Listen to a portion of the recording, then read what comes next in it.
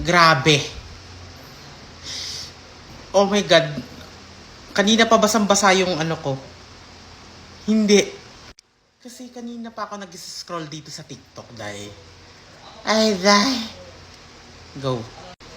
Sobrang gwapo ni River. Ah! Charis. Actually, matagal na. Matagal ko nang nakikita yan siya. Na dumadaan sa FYP ko, yung mga edits and everything that you give also to your mother and to your father, you wanna. Back me now, go. Enter your. Hindi. Sobrang herbal. Ang tagal na niya. So, nung una ang crush ko, si Dustin. Yung pangalawa, ang crush ko, si Brent. Tapos yung pangatlo, ikaw.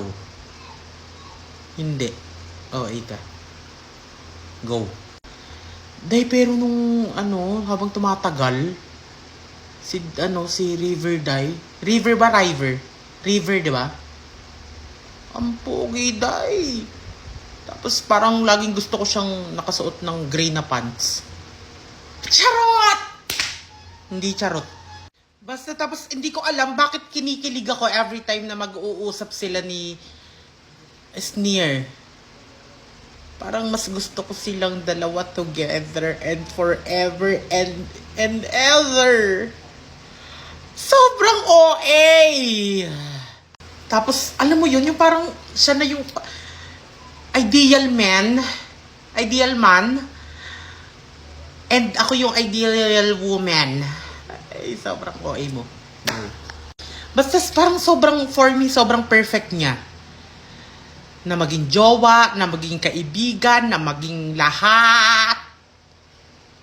Kung papipiliin nga ako, parang pipiliin ko siya kaysa kay kuya. Charis. OA. Basta ang una kasi, hindi ko alam, pero ayoko siyang lumabas ng bahay. Gusto ko nandun lang siya sa loob. Yung lahat nasa labas na, siya lang nasa loob.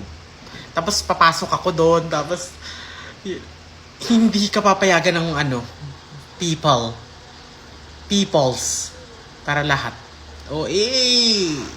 Basta kung may, ngayon parang siya na yung ideal man na parang pag nagjowa ako, huwag ka maghanap ng mas pogi kasi hindi ka maganda.